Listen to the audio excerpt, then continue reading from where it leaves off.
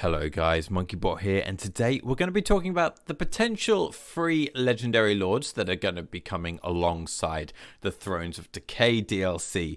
There has been a few rumours lately about many different legendary lords that it could possibly be, so I thought I'd put them all together into one big video and discuss the potential start locations and the pros and cons for each legendary lord. So let's get straight into the video and start talking about the first legendary lord, which I've already mentioned in my 2024 prediction video, which will be Skulltaker. Skulltaker is an exalted bloodletter of Khorne who has such an arrogance to him, to be honest. He isn't like a usual Khorne knight where he will just kill anyone or anything, but instead he seeks out the most powerful challenge that he could face. And he's known to take these challenges pretty much anywhere, from all the way up into the northern Chaos Wastes with the northern tribes, and down south facing off factions such as Bretonnia, Ogre Kingdoms, the Dwarfs, and the High Elves. So he could literally go pretty much anywhere. But if you did watch my 2024 prediction video, you would have found out that I predicted for him to start in Bretonnia. And I still think it is going to be a good position for him,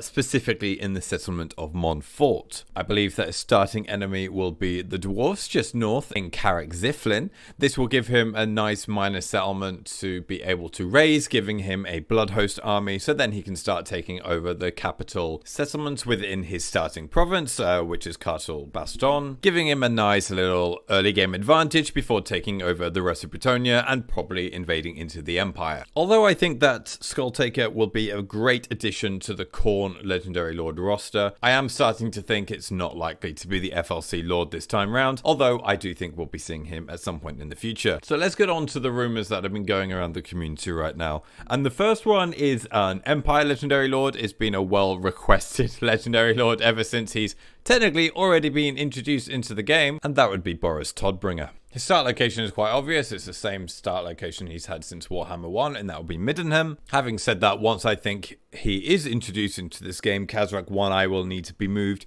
either slightly further north to be going up against the greenskins in the area, or moving south to the east side of Talabakland, just to give Toddy a little bit more breathing room, because otherwise he will be facing up against Khazrak One-Eye and Festus the Leech Lord by turn 5, and he'll just be having a terrible time. But the biggest problem I have with Toddy being introduced with the Thones of Decay DLC is that I don't think we'll be getting any of the Ulrich units that are missing from the Empire, especially with Elspeth. She's not really an Ulrich worshipper, shall we say. She's more of a Sigmarite than anything. So it feels a little bit weird, to be honest, having Boris Todbringer without the Ulrich side of the DLC.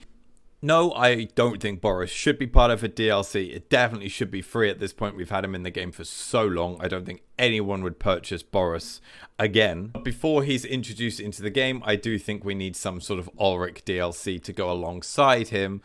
Maybe another Ulrich character of some sorts within the Empire, which means we'll be getting another Empire DLC at some point, which is pretty much guaranteed. Like, there's so many Empire units that are still missing. So I think Boris will have his day. I just don't think it's now. So if it's not going to be Skulltaker and it's not going to be Boris, who is it actually going to be? Now, there is one more rumor that's been going around lately, and it was something that was said on Legends of Total War's stream, that he has inside information that the FLC Lord is actually going to be another Nurgle character, which for me is great. I love Nurgle. I think Nurgle is my go-to Chaos God whenever a Warhammer game comes out.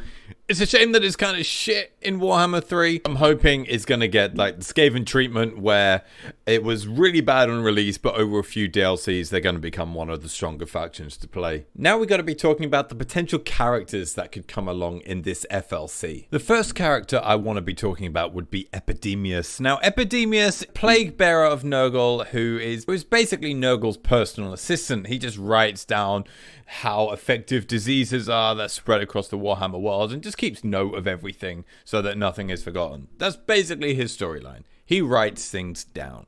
So I don't think he's really got the potential to be a paid legendary lord, but I do see him coming as an FLC.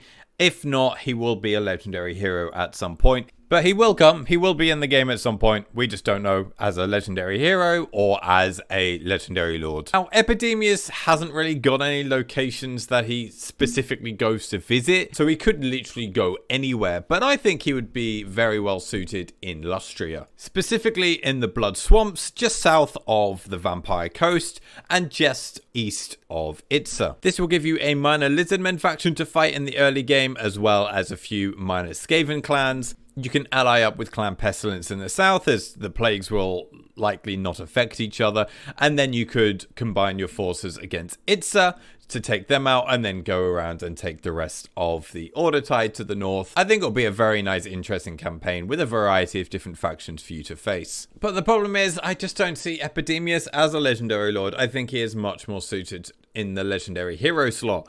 But then there are other legendary hero options, such as Faintor the Tainted, who is Archaon's lieutenant during the end times. So there are other options available for legendary heroes. It doesn't have to be Epidemius, but I think Epidemius is just a little bit of a boring character compared to the other minor demons from the other factions. I think he's the most bland, to be honest.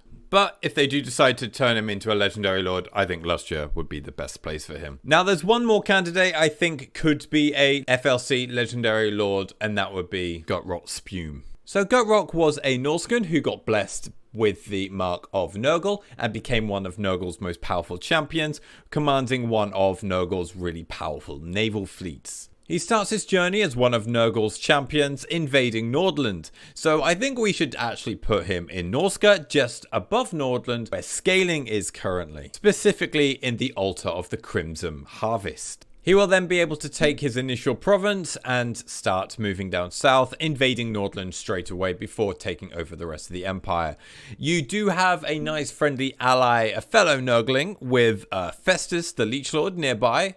So you'll be able to ally up very easily, and you could probably get some nice allies with Be'lakor and Wulfric. And they will give a proper empire builder threat to the empire, because most of empire's threats, apart from the vampire counts, they're all kind of semi-horde threats. Like, you've got the Warriors of Chaos, you've got Beastmen, Wood Elves. Like, they're all... Oh, and the Changeling. I don't even count him as a threat, to be honest. So adding an Empire Builder threat to the north of the Empire, I think will be very good. Although, I know a lot of people are saying that Carfrant is already struggling. But let's be honest, we're still in a Order Tide meta. Adding some strong Chaos factions is not going to hurt the game. And plus, we're going to be getting Toddy at some point, and we're also going to be getting Elspeth at some point, who will likely be a Null, having their dual start location. So don't worry, Carfrant is going to get some friends to help him out. Anyway, guys, that's kind of my predictions for the FLC Legendary Lords that are going to be coming alongside the Thones of Decay video. What do you think about my suggestions? Is there something I've missed? Is there other Legendary Lords you would prefer to see? Please feel free to leave a comment in the comment section down below. But until then, guys, thank you very much for watching. Please don't forget to like and subscribe, and I'll see you all in the next one. Bye for now.